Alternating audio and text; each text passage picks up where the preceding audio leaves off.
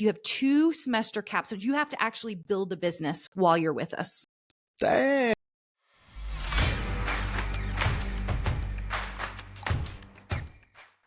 And welcome back to the Money, the Mindset, and the Mentoring podcast. Today we have Carina Gardner. She is a business owner. She is a teacher. We will put our lock on our mouth and talk about some, but not everything. And we'll talk about why we can't talk about the things that we can or can't talk about with Carina when it comes to the education system in this country. So Carina, thank you very much for joining the show. Oh, thank you for having me. It was funny as we're going into the preamble, we're like, okay, so we can talk about this maybe, but I'm not sure. And now we know that we can some. Yeah, kind of. it's a pretty tricky space that I'm kind of walking into. So I have a doctor. Well, let's talk about where you were before Yes. first. We can kind of give like some preamble to kind of understand that and kind of get a sense there. Yeah. So I've been a designer now for 16 years. I've owned a design business. And about 3 years ago, I went from practitioner to educator, and which is ironic because I started in education because I taught at the University of Minnesota, and then started my own design business, ran a very successful, very lucrative design business for 16 years. And then 3 years ago, decided, so many people were asking, like, how are you doing it? How are you making multiple 6 figures? Because the average amount someone makes in the after you design school is about $55,000. That's after college. And so, I was making quadruple, 5 times that sometimes, so people were just kind of like, how are you doing that? And so I started talking about it and started this very random, very easy program where it was just like, I made some courses. I met with people once a week and I just started critiquing their stuff and saying, go put it in this shop, go put it in this shop, go do this. And started to realize I had all these philosophies around business based on my actual businesses, like what was going, what was working, what was making money. And so 3 years ago, I did that. And it has slowly and surely morphed as I have realized what people really need and how to get them there, which has been fascinating. That is really cool. That is really cool. So when you got into and again, as you said, you started off in the teaching and then you went to the doing. What were you teaching before you got at the University of Minnesota? So my biggest thing, I was well known for typography. I taught the undergrads typography and then packaging design, which is so interesting because I'm a silhouette designer now. That's a die cutting machine. So like a Cricut or a silhouette machine. I'm a silhouette designer. So I taught packaging. Now I do packaging and teach people how to make all these crazy like 3D monstrous projects and like really cool, amazing stuff. So, but it's mostly in the crafting space, which is interesting.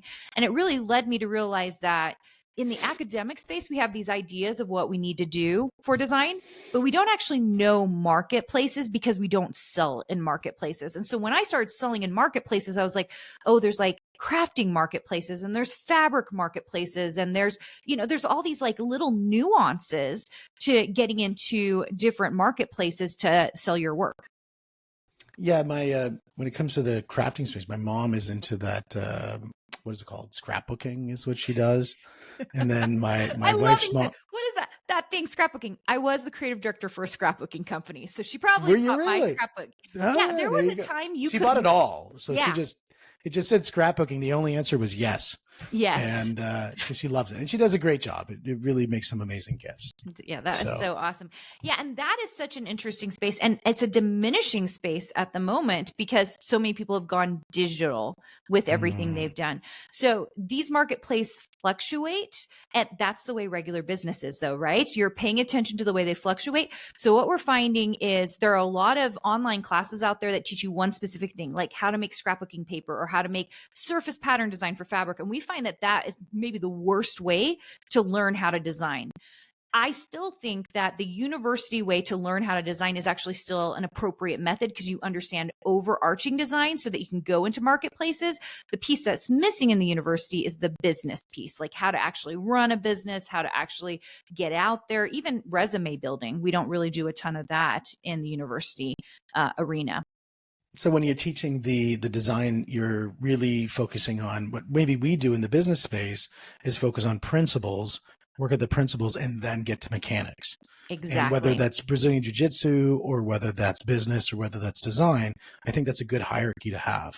Yeah, I agree. And I really think that that foundational bit is so important. And it's the piece we're seeing most people are missing. They don't know how to talk in design language, right? When we talk about business and we start talking about P&Ls and, what we're doing in the digital marketing space, and we're talking about a funnel, if you've never been introduced to that, you're going to be a little confused. I remember when I was confused, when I was like, what is a freaking funnel? What are these people talking about? Right. Same thing happens in the design space, right? When I start talking about negative space and how we're using it and focal points and dynamic movement and the placement on a page, and people are like, okay, I kind of get it, but they don't know how to execute it. Some of those things, that's what we need in a foundational design. And then, Well, of course, when you use those words are, I mean, in real estate, when you're staging a home, I mean, negative space, that resonates with me. I mean, when you're looking at decluttering and keeping things simple and adjacent colors or palettes and all of these things, that could be used in staging, that could be used in scrapbooking, that could be used in any of those. So those would be universal, I would think. yeah, it's absolutely well. And especially, I was going to tell you at the University of Minnesota, I taught the undergraduate foundations honor students in our basic foundations class. That actually included graphic designers, interior designers, clothing designers, architecture, and our housing folks. So I had students from every single realm in the department taking the same foundations course, because a lot of the vocabulary really is the same. It's just being used practically in different ways. And what would be, say, some top high level foundations in a design? Like if you're going to say maybe 1, 2, or 3 things that somebody needs to focus on when they're looking at designing. I'm like looking over at my whiteboard because I just taught a lesson to my designers on this. This is like understanding dynamic movement is probably the biggest. Dynamic versus static, so that you can really, it's about changing the design into a dynamic. Very often you don't want static. Once in a while you do, but usually not. I think the Gestalt principles, these are like really basic principles around design, like closure. So like if you don't close up something, your eye still can confirm what that thing is. That's how we can see, like, we can see a chair and it's missing a leg, but we still assume the identity of a chair. There's some like brain things that are happening, right, to close up and build identity. So Gestalt principles, I think, are pretty important. I'm like looking over my similarity and contrast, like some basic like how do we use similarity, like IKEA does this probably the best. Similarity to bring expansive things to make them leveled up, right? So you get like a $1.99 planter, but they put 10 of them out there in a row and suddenly it's sophisticated, right? Yep. And so Yep. the way we use similarity and contrast can really change the way we look at a design. I gave you 3. Is that good? Gestalt principles. Yeah. Does Yeah, a that's lot, a very but good 3. I like that. I like that a lot. And I think about that when, again, real estate, I love real estate and staging. I think that's a really important thing to keep as a principle yeah. when looking at that. So I think that's pretty universal. That's awesome. I like that. Now, when you went from the design and you went into the teaching, and you're teaching principles of design, and you keep on resonating around the topic of business. Talk to me how you started to realize that people who are solopreneurs, trade focused mindsets really lack the awareness around business. Yeah, I mean, so we go to school and we go learn something, right? Some kind of white collar trade or vocational trade, possibly, right? But then no one teaches you to open up QuickBooks and keep all your receipts in one place. No one tells you that if you are designing a bunch of stuff and you just like hope sales will happen, that if you don't add an add to cart button to it, then sales are not going to happen.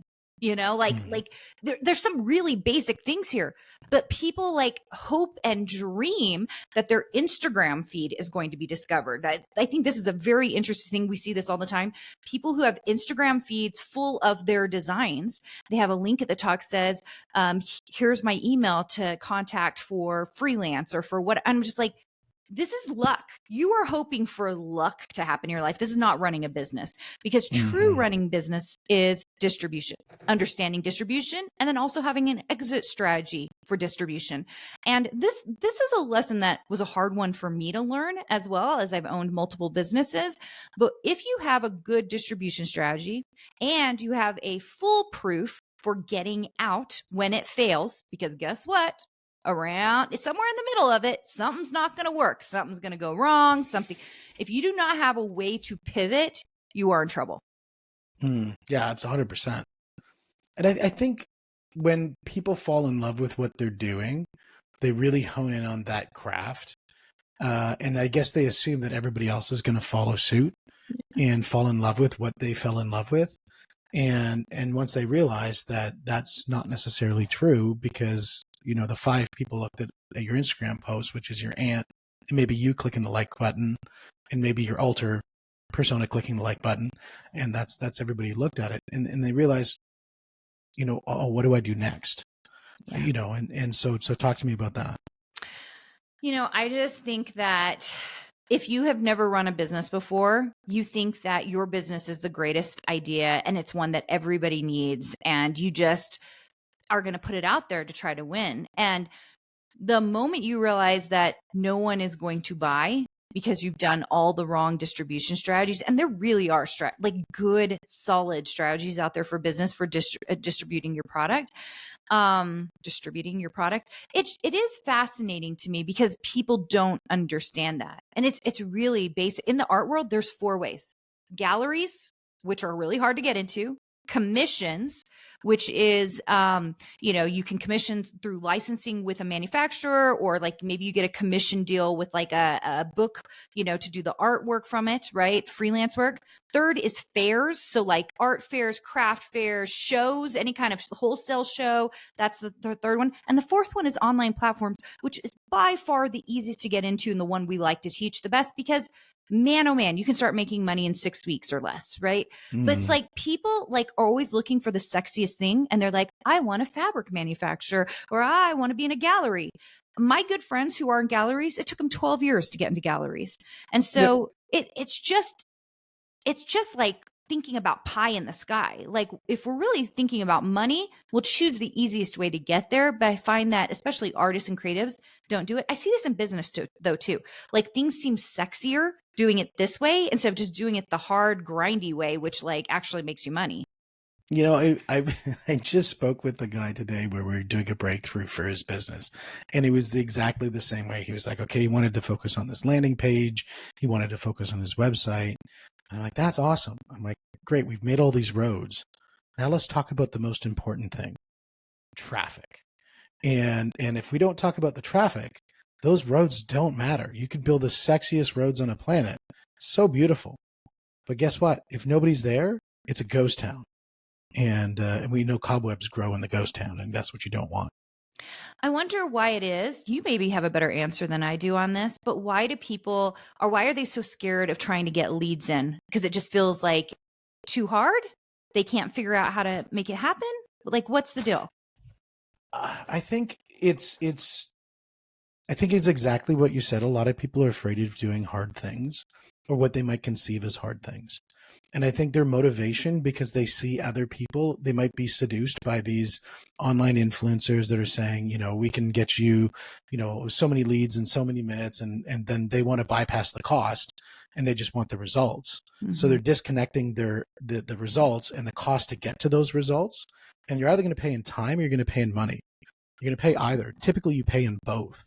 And always, because the time, I feel like you always, paid both. you know, so you got to do the hard things. We have this happen in, you know, I'm in the mixed martial arts space, and I do Brazilian jiu-jitsu, and we have people who, you know, they're like, you listen to them talking like, I'm the greatest fighter. And you're like, oh, okay. Yeah. How much training? Oh, I just go red. And you're like, well, that doesn't make any sense. You just go red. Okay. How about the guy who's trained for 20 years, who's fought thousands of times, who's learned from the best? That's the person who's going to be more successful than the person who just goes red, because they have a strategy, of a system, and they have massive amount of implementation. Because I think, to me, massive action always beats perfect planning. And I think most people get stuck in the perfect planning moment, and then they forget the execution part. Yeah. And I think there was a slogan. It was most people fall in love with the plan, but they dread the execution of it. And the magic is in the work that you're avoiding doing. Yeah. And I think that to me speaks to solving that problem. Yeah, I think you're totally right. And I actually think so. There's this amazing, fantastic quiz that we make everyone on our team take. We've actually had our design students take this too. It's have you heard of it? It's the predictable success quiz. Interesting. No, I've not heard of that one. Yeah, it's fantastic. So they have 4 types of people on it: an operator, a visionary, a processor, and a synergist. And we make everyone take this because it helps us understand them better. And what we find is that people who are operators, they're doers. They like the to-do list. They'll just get things done. Most entrepreneurs are visionaries, which make a lot of sense because they have an idea for the plan. They get really excited about the overall vision. How good coaches are visionaries, right? Like there's like some really great things there. Processes are like the people who like love your taxes and they like the order of things. They're your system builders. And then synergists are relationship people, people who are like, especially salespeople tend to be synergists. They like that sales piece. So I went to go take this test thinking, I have no idea who I am, what I do. And I was exactly equal parts operator visionary. And what I find is that if we can get more operators doing stuff, that's when things actually happen. When we have a whole bunch of visionaries, we have a lot of problems. I totally agree with you. I mean, we use a process called DISC, which sounds very similar. And the idea is you have to get the person who's ready to execute. You know, a lot of people, when they sit around like, what do you want to get for dinner? I don't know. And then one person's like, we're going here. And whether it works out or not, you know, if the food shows up cold, at least somebody made a decision, we're moving forward. Yeah. And as long as you make more good decisions than bad ones, generally you're in a better situation, is how those people think. But you have to balance those with people who are very high detailed, who are going to say, well, hold on a second. I just looked at the reviews. That was a great idea, but I looked at reviews and it's a 1 star. Like, oh, okay, well then let's go here. Yeah. And then you put those people together. And I think the whole is always greater than the sum of the parts. My personal belief is if you surround yourself with enough people that are different than you, that make up for the deficiencies that you have in your business, in your life, you're going to produce a way better result. Yeah, I agree with you on that 100%. I think it really does help. It is hard not to hire your same person, right? Because you're drawn to those people. It's very, very hard. But if you can find the different people, it really is better. Yeah, I totally think surrounding yourself with people that will challenge you, not in the way that they're gonna just with conjecture, but challenge you with you're both looking for an outcome and hopefully a good outcome, a mutually good outcome. And I think that's extremely important as well is looking for conflict, but productive conflict in your business. Yeah. I think too much conflict, though, at the beginning of your business, I'm going to say is very difficult and not a good thing. Because a lot of times at the beginning, what you're wanting to do is just secure a whole bunch of actions. Because if you don't secure a whole bunch of actions, you don't know which ones are the right ones. So anyone who is holding back, like what we talked about already, I would say like less conflict at the beginning is better just because you just need to go like as fast and as hard as you can. Yeah, your conflict's going to be found through action. Yeah. So your conflict's not going to be found in planning. If your conflict, you're sitting there in planning and you're just arguing about getting something done, just start something, anything. It doesn't matter what it is. And then the truth is going to present itself. The conflict happens through doing. It's like when you teach, again, I love martial arts as a great reference, is that if you learn something like an arm bar, but you never test it in live rolling, you never truly know if it actually works. So just get out there and test it and make sure that it works. And if it doesn't work, fix it. Either that or just say, that was a ruse. It's not real. Yeah. So now you've gone from that and now let's go into the juicy stuff. You've got the education side in the background, then you had the operating business, then you started doing the training and now you're deciding to get to the point of going on to into the university space and playing in that game. Talk to me about that. That is it's the craziest thing I thought the craziest thing was getting into the educational online space. This is the craziest thing. Okay. So I've been thinking about this for well over a year before even executing it, which is not like me. I usually am like the fastest executor you've ever met.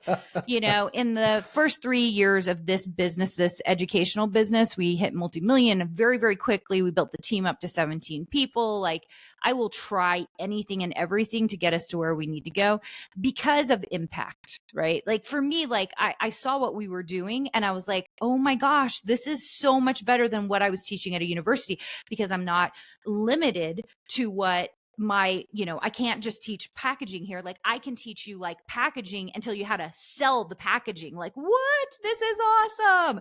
Right? Because I can sell it and teach it any way I want.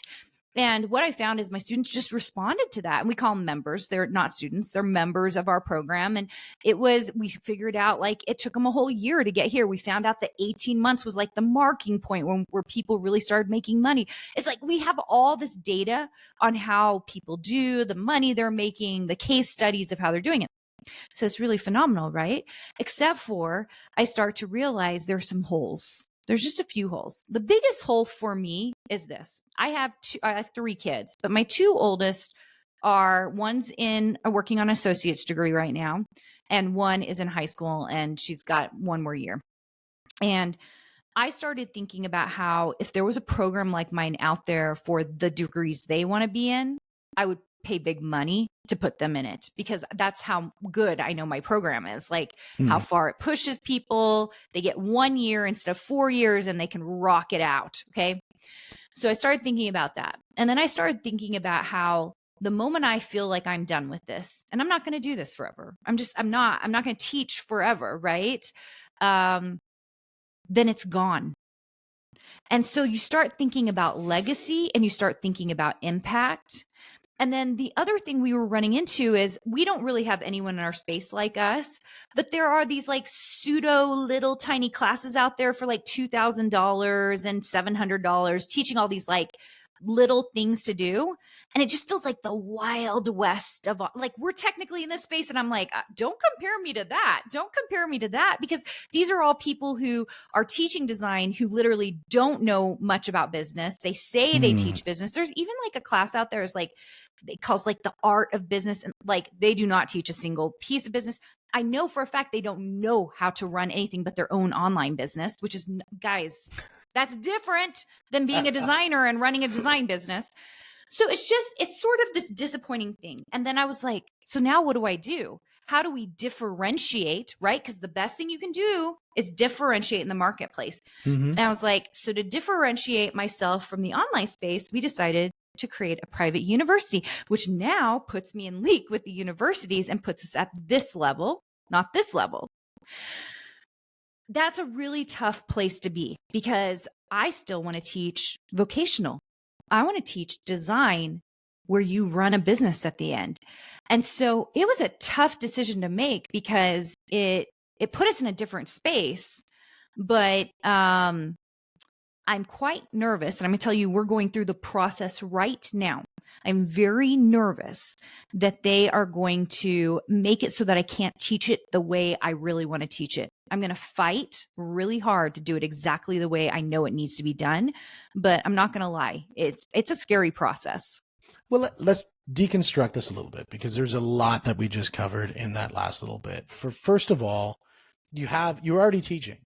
And whether you call it members, students, or whatever, you already had courses, and, of some particular amount, in the courses and coaching space, people are talking about my high ticket course and, that sort of thing. And university really is just a high ticket course that comes with, a lot of stuff around it. There's been a movement in the education space and a polarity around just schooling in general. I mean, I know, at our school for my kids just the other day, we got this, like, my son came in, he goes, Dad, click on this link. And so I clicked on this link, and they gave him a 78 questionnaire that asked him about, all these personal questions that I didn't think it was right for them to ask my child these personal questions without my consent. And I'm talking very personal things. And so with that being the mechanism of the schooling system, with the universities going through a lot of the troubles that they're going through right now, a lot of people are looking at that going, do I want to go that direction with their kids Do I want to go that direction at all? Even, the homeschooling is just gone off the rails. The independent schooling has gone, just crazy. And as everybody's running this way, you're actually running this way. I know. And so I'm like, why? Because I think I'm Coco Chanel. And when Coco Chanel, literally when Dior was coming in with his back to tight and skinny corsets, she was like, oh no, we're going this way. It's going to be baggy and it's going to be boyish. And I don't really think I'm Coco Chanel, but I really think what I am is I actually think it's an indication of market. When you see everybody going one way, you actually should be going the opposite way. Because one of the problems is, it's just like, okay, I'm gonna give you a girly example. I remember when these one dresses, they're like really big, puffy, whatever dresses. They're really comfortable and light, and they have multiple layers of cut fabrics on it. I remember when they hit Anthropologie. And then I remember when they hit Target, like only 6 months later. That's almost when you know it's done. Like the trend is done. Okay. It hit Target. We're done. Okay. It's going to still sit out there. You lost me at Anthropologie. Okay. So. Well, when something is out there and trending, right? It's kind of like coaching. Like people started getting into the coaching space over pandemic because like there needed to be it. And so people got really excited. People spent a lot of money. And so now it's so funny. People are looking back even 2 or 3 years and they're like, I should get into coaching because all these people are making money and they're all now coaching businesses and all this other stuff. And so there's all these like coaches rising up. Yeah, that's the wrong place. I'm not going to be in that space because you can tell that's how it gets oversaturated. That's how you don't differentiate. The moment you start doing everything everybody else does, that's when you've lost all your flair and all of your real ability to make money. Yeah, I think what is it? What does they say? When there's blood in the water, there's time to make money. And, and when everybody's making the decision, it's time to get out, and it's, that's a real estateism.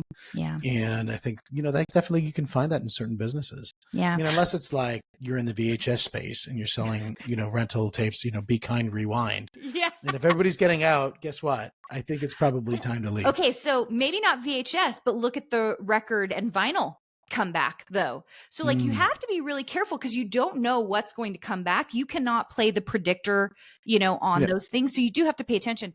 I will tell you one of the other reasons we got into this, and it's very fascinating, is we found that people still, even if we know that the cost for higher education feels too high, there is still a lot of value in the degree itself. It's fascinating because I have a doctorate. I finished my doctorate when I was only 27, and people still regard that, even though in my mind, it was me jumping a whole bunch of hurdles. I don't think I'm smarter than anybody else. It's like I paid for the schooling. I went, I did it. But people still regard that with a certain amount of respect, which is fascinating. And so what we found when we kind of surveyed our people and kind of figured out, like, here are the things we're going to do. Where does this put you? People still put a lot on that degree. And we actually ended up deciding to break it down further. So we kept our design suite program, which is our main, we know we can do whatever the heck we want. We call it our accelerated program so people can get through it in a year.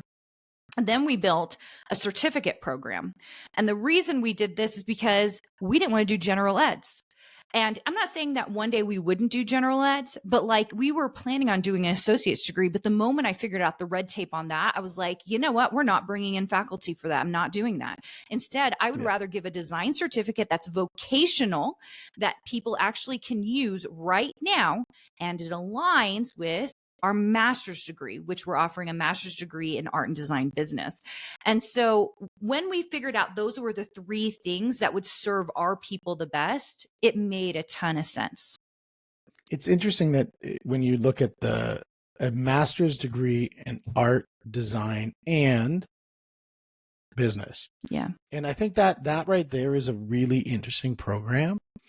And you talked about getting slack on and getting fight back on what you want to do. Where does the fight back exist? Right now, it's mostly in, I hate to say this, but credit hours. Okay. Like in credit hours, because in a master's degree program, we need to do 36 credit hours, and there's a certain amount of rigor we have to put into it to qualify as a master's degree. But you and I know that maybe if they only took 2 semesters of my coursework that was all like capstone, actually doing the business, getting it done, Mm-hmm. we could do it faster. Mm-hmm. 100%. Yeah, there's a governing body in real estate that issues these courses. And what they do is they have it's an online course that you have to take to keep up with your licensing. And they make the speaker talk at a very slow pace, and you can't fast forward it, and it shows everything on the screen so you can read it. So you're done reading it about 15 seconds, but you can't fast forward it. But you know they're doing it so they can meet the curriculum limit Credit of the hours. time, the credit hours. Like That makes sense now. It is such a fascinating thing, because here's the thing. When we edit our videos, we actually edit them so that they're slick. So it's like you cut off the front part, we cut off any stumbles, and I'm kind of like, wait, are we going to have to like leave that all in for hours of lecture time? I'm like, no, that's not the way I work. So literally, I'm just like, I'm going to continue to be efficient, because that is the way I do things. And because I'm trying to, okay, so here's my feeling about university. While I know everyone, like not everyone, but I would say 50% of the country is running from university, I'm going to say this. If we can do a better job in the universities, it could be a not broken system. That's what I'm going to say. I think that there is still time to fix it. And this is my contribution: to start a private university that is outcomes based, not just teaching you randomly so that you can get the certificate. If we're outcomes based, then I think if people see what we're doing, my hope is that there is a tenure, like there's an overall feeling of change. And so one little seed, that's what all I am. I'm a tiny little seed in this huge forest, but I'm going to try to do my part in this. When you look at the university foundations and the principles around teaching or lecturing versus, because it's lecturing, it's not teaching. And that's a secondary task for them, probably even tertiary. What they're really doing is they raise money and they do research. And that's their principal focus for most universities. Am I correct? That is right. And here's the thing. It's not the actual individual professor's fault, because their tenures are all on how many papers they've written, how much research they've done. So when I first started my master's degree program, I was a teaching assistant, and a research assistant, not a teaching assistant, a research assistant. So one of my goals was to gather data, pull papers together, start writing the process for my professor, and then they would write the final paper. And, I was the one getting all the data for them. So here's the thing. If you can hire research assistants to do this, and this is a main part of what you're doing, then how is it possible for you to spend all your time creating amazing lectures and figuring out what the students need the very best? Like, it's almost impossible. And I can tell you that as someone who is the CEO of my company and running now 3 programs and dealing with a lot of red tape. It's Absolutely. almost impossible. It's so hard. So how do you break that? For me, I hire more people, right? For a professor, impossible, right? But that's the system you're going in. That is the system I'm going in, but I've made some choices. So the bureaus and people we are currently working with have less, I want to say less rigor. It's like a better system for the way we want to do things. And I spent a solid probably 3 months researching all the different bureaus, who it was going to be the best to work with, so we could still deal with Department of Education. Like we still wanted all of those things. There's some really wonderful things if you can get. But I found the one that was going to actually allow me to teach outcomes. And that was really what I was looking for. So you're really going to be an education-based university rather than a research-based university. Yeah, no research at all. That's amazing. And, Yeah. and for somebody who's actually looking to learn, especially in that art space, and especially because you're integrating business, that sounds like your vision, your lens is going to align with the student's lens of that they want to come out with ability to create their vision in the world. Yeah. And the only way they can do that is by being underpinned by good education. And that comes from somebody whose vision's aligned with their vision. Yeah. And I think that sounds like a better system. I think it is. I think it's like vocational white collar. So like, for example, most master's degree programs, you write a huge thesis paper at the end. Ours is not. You have to have a working portfolio that is actually selling things in the marketplace. You have 2 semester capsules. You have to actually build a business while you're with us. Dang. Yeah, it's we did not Wow. mess. It's way harder than the thesis paper, way harder, and will actually make you leave our master's degree program with an actual business. Now you didn't tell me that to now, so I had that some shock look on my face when you told me that. That is poetry to me. Yeah, That is poetry. And I think that's what should happen in any, especially when it's vocationally tied. I know a lot of the engineering style, like the STEM, really hone in on that. One of my good friends, he went back to college and university for engineering, and it's just like what he's doing in robotics, the things that he's building. It's so cool. I mean, he's not hitting the business side, but he's actually getting into actually doing things. Mm-hmm. And I think getting people into action is so critical, like what we talked about at the beginning. Yeah. And getting shouldn't into you action. get credit for that, right? Absolutely. Like if you spend time inventing a new X, Y, and Z, a new AI software, in the business world, you get credit for that. Why aren't we getting credit for that in the education space? Absolutely. You know, when I was in university long ago, I'm 50 now, so it's funny to be judged by something you've done 30 years ago, whatever. But I didn't graduate university. I did 2 years. The second year, after the first year, I did AAA student painters, which I ran a business. So in a business school, I was like, I'm going to start a business in the summer, but it didn't work out. I had some issues and stuff, and I ended up having to leave university for numerous reasons. You know, both financially, but also I made some bad choices. I was Well, young. you were young. That's what happened. I was young. But the idea is if and I didn't find school interesting. I didn't find business interesting. We sat in a computer science class where we're learning about things that were 30 years old that have nothing to do with the computers that we're using that day. I'm like, this is useless. Yep. And so the idea that you could find business, and connect that to something that you're doing right now, that is super interesting. So Yeah. I love that as a program. Here's the thing. We kind of call ourselves right now, like I'm seeing MBA programs, and they give you like an overbroad view of what this case studies about business. And I find that not very helpful. I find that great business is in the particulars. So for example, if I'm in real estate as well. So if I'm in real estate and I take a course that tells me you need this with a banker and you need to have this amount of money down, and it's the details that allow me to go into that business and make sound decisions. It's not the overarching case study of someone who did X over there that's going to help me get where I need to go. So that's why we feel this very strongly about design in particular, because that's what I know, and art, fine artists in particular, because if we can take those things and micromanage it down to be like, okay, now if you're on an online platform, these are the algorithms you're looking for. These are the SEO things you should be looking for. These are the things that will actually push your product out. Have you done the research? Are you looking at your own spreadsheets of your products to see what's doing the best? It's like that kind of stuff. No one ever taught me that. That's just good business. Yeah, absolutely. I think when you get somebody into action, they see things that they wouldn't see when they sit there planning. Yeah. And that's exactly what you're doing in your course. And I think that's brilliant.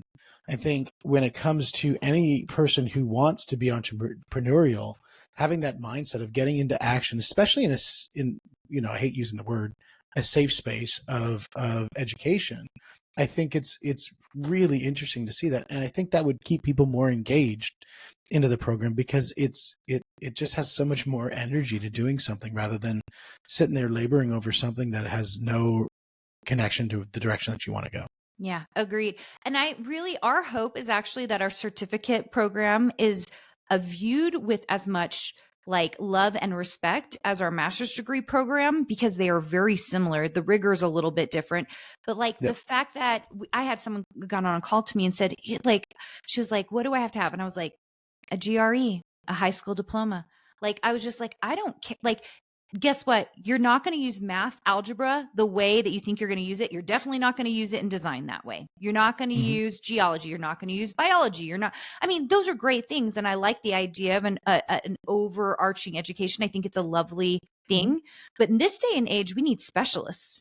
There are Absolutely. like we live in a world where we need specialists. We need specialists who write books or write papers or copyright, right? Like we need people who are specialists. And so we're specialists. So I'd rather build a certificate program that actually built specialists, people who could actually pivot around in the design field. They can get a job in-house, they can freelance, build that business or build an online platform business and feel very comfortable in that space and doing what they need to do. Well, I think if you're feeding people's addictions, because everybody has something that they're addicted to, right? You might be addicted to popcorn. You might be addicted to movies. You might be addicted to working out.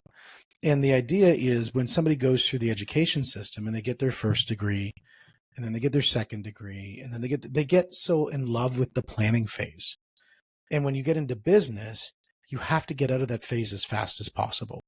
And so the idea that you're integrating the action phase, and so that they start falling in love and getting addicted to the action phase, I think that's a really interesting model for learning. Yeah. Well, you should see semester 2 because literally the business for designers class, it is you write your business plan and it is practical. Like we don't mess around. Like you're not writing flowery language. We don't want any of that. It is literally like, so you start building it. No floral pattern language? Which is ironic because we do draw an awful lot of floral patterns, myself included. But it's more like, this is the shop I'm going to work in. This is the number of products I'm going to put up. Here's how I'm going to build it. It is so action oriented. And a lot of that just has to do with the way I built my businesses, right? And I saw what failed and what worked. So if we can get people on a trajectory where they can really learn to build a profitable business, I don't see how we're not winning in that space, right? I don't think so. And I think you're in a situation where I agree with you is once you've kind of crafted that design of what you're looking at doing, the idea that everybody's running this way, but you're running back this way, but you're kind of sitting in both camps by the way that you put it out, because you really are just a high ticket course. Like everybody goes online and buys, except comes with a university degree. And I think you're kind of winning in all angles, really. I fingers crossed that was like where we hoped to be, right? And I think if you're uniquely qualified, right? Like, so you understand martial arts, right? I don't understand it.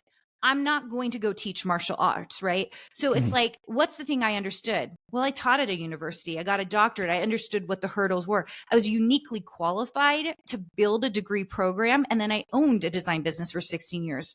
So it's like whatever you're uniquely qualified to do, that's the thing you ought to build. And this just so happened to be what I knew how to build.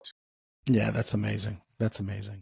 Now, we can't talk about the name because you've got to obviously work on that. And I know. Let me tell about the process, though, because you guys, this is why people do not build private universities. I have figured it out. It's a 4-year process, by the way. I've only owned my program for 3 years, and I already know what my next 4 years are going to look like. It's insane. Okay. The next 6 months, all we are doing is building out all of this information about the credit hours, how it's being used, how we're laying it out, our end goals and objectives. Now, of course, I know our end goals and objectives because we've been doing it for 3 years, but now we've got to lay it out university style in policy and all of that. Okay. Then the second thing is, I didn't know this. I went on yesterday to go look it up. But did you know you cannot buy a .edu? I had no idea. It is owned by the government. So so you guys, if you are looking for really institutions that are actually licensed, it's a .edu. They maybe I could be wrong about this, but I went looking into it yesterday and I was like, oh my gosh, we can't get our name until the government actually issues our name, right? So it's a 6-month period just to get the license for the actual name. There are rules around names. And so we have a name and we've submitted it. And we are now just in licensing nowhere land right now. So, but here's the ironic thing. Let me tell you guys, this is so crazy. I start our first pilot program for the certificate program May 20th. So we have to run pilot programs for the next 2 years like I will get the name, I'm hoping, by 2025. But it's like we have to still start. I haven't figured out how anybody else is doing this, because I'm like, the only reason I can do it is because I have this other amazing program that supports us doing this other thing. But we're starting already. Like the curriculum is already set. We've already built it. We now are just going through like kind of all the written stages of it to make sure it works.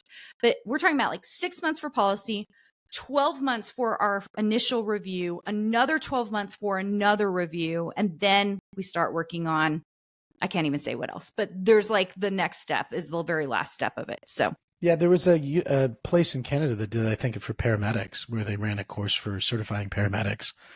And their whole thing was to compress, because they felt that the paramedic program was way too long and they could get it done in a shorter period of time, because the way that they ran it was like your classes were every 3 days and for like 1 hour a day. And they're like, well, why don't we just do it 5 days in a row, 8 hours a day? And then we could just teach it faster. Yeah. And so that's what they did. And so they got it running. And I think they had the same sort of program like what you're talking about, because all the paramedics got through really quickly. And I think some of the other schools got wind of that or something. And then they got shut down, and they were going to decertify every one of those paramedics. I don't have that problem. That doesn't exist like in this space, because you just run pilots, you know? So, well, they had to pass an exam, and they all passed the exam. So they all passed the exam. So it's like, what does it matter what they did before? They all passed the exam. It's a universal exam. Very I thought it was really interesting just about the education space. Yeah. And it is, there are people who are holding on. They want ownership, right? They're holding on. I'm not afraid of the space, because I've been in the space for a little while, so I understand how it works. And it's just like anything else. So if you get the right people together, you will get stuff done, right? You see this in politics. You see this in like any lobbyist groups. Maybe not in politics. Maybe not in politics. But you know, when I went to write my doctoral dissertation, right, I hand selected my entire committee. I had to have design people on that committee. I had to have someone outside of that committee, and I so happened to have a fabulous committee chair for my committee. And I looked at her. Her name was Barbara Martinson. I looked at her and I said, listen, Barbara, I want to get this done fast. I was also pregnant with my second child. Okay. So I said, I'm going to do this the fastest. I mean, I was 27 when I finished. So like, I like doing things fast. So I was like, I'm going to do this the fastest possible. Who do I have on the committee who will let me go as fast as I want to go? Cause it didn't, I was still going to write a 300-page dissertation. It might have been bigger than that. I have it in my office somewhere, but you know, it's like, it's as long as you're doing the work, you know, it's like, she was like, okay, it was like strategic. Like we sat down, we're like, we want this person and we want this person, and this person will understand the stats, you know, because I ran a bunch of research stats. I was like, this person will understand the t-test that we need to run this. So you gather your people together and you build it right. We've done the exact same thing to start this university. We hired an amazing consultant that literally everybody at this conference I went to raved about, and had got them through really quickly. I was like, she's our girl. I don't even care how much she costs. Like, she's our girl, right? So it's like you put together the right team. You can't fail unless you're willing to just give up in the middle of the process, which I'm not saying that we wouldn't give up. If we see that it won't create the outcomes and it will not serve our students, we will not do it. That's period. That makes no sense. You're a purist to the goal and your mission, which is the best way to be, for sure. For sure.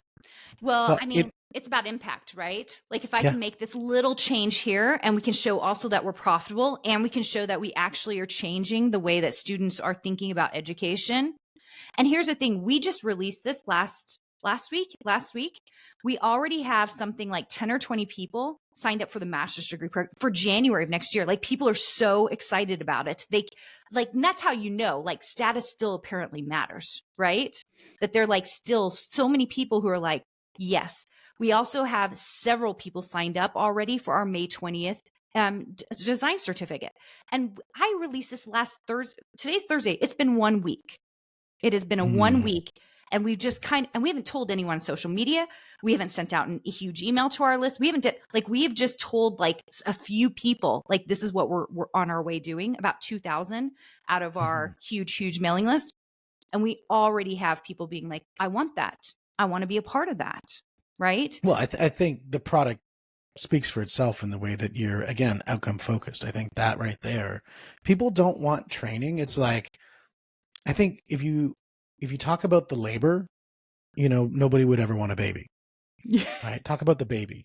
And then I think you're going to have people looking, and that's exactly what they're looking for, is they're looking for that outcome. Yeah. Agreed. It's a little bit like, we always laugh because I always say it's like dangling the chocolate carrot. Like we give them a little bit of chocolate. Like this is going to be fun. And we I don't know if you mean like a chocolate covered carrot? Chocolate covered carrot. Have you never heard that before? It's the chocolate I've seen those chocolate carrots, but not like a chocolate covered carrot. No, it's a chocolate covered carrot. So it's like you really want to give them the vegetable. You want to give them the minerals, the vitamins, and all the good stuff. But the only way to get them there is for them to see the chocolate. I'm going to dip a carrot in chocolate and see how that goes. Tell me how that I'm so curious. Maybe a chocolate dipped. I have a son that this is a thing that broccoli. could work. I'm like trying to think what other chocolate covered zucchini, like anything that's dippable, really. I don't know about chocolate covered broccoli. We could try that. That sounds horrible. It sounds terrible, but I still want to try it. Where's my fondue thing? I got to find it. Oh, so good. Well, it has been an absolute pleasure chatting with you, and we could talk for hours and hours and hours about the idea of the education system, the tenure system, and all the stuff that goes along with the administration of that and everything. And I think that's a whole nother podcast just to hit on. But I love the idea of what you're doing, and I love the direction that you're going, and that you're challenging the norms. And I think that's something that definitely needs to happen in that system. And I really look forward to seeing the outcome that you're going to bring and the change you're going to make. No, I appreciate it so much. It's challenging the norms within the system, which is kind of the toughest place to do it. Oh, and that, especially in something that has that much tenure. Mm-hmm. And I think that's going to be an interesting thing to watch for sure. Now, for people to reach you, the best spot right now, because obviously we can't look up the university at this point, the best thing is to find you on your website, which is the CarinaGardner.com website. Yeah. And that's Gardner without an E. Yeah. .com. Yeah, it'll be in the show notes. CarinaGardner.com. And if you're interested in the pilot programs, I will tell you this, they are highly discounted. So that's the thing about programs people don't realize. Especially if you really believe in the founder and what they're teaching and stuff, we have always had highly discounted whenever we started a program. And then about a year or two in, people are like, oh, I wish I had done that, because it's at regular price. And we're like, so pilot programs will be going up on our website in the next couple of weeks, because we already have several people signed up for the next one, but we're going to cap it. So if you're interested in it, you can just go to CarinaGardner.com. You'll see what we're up to. Design, business, success. That's a great course. Yeah. And guys, this is the money. This is the mindset. This is the mentoring podcast. Thank you so much for joining us, and we'll see you on the next one.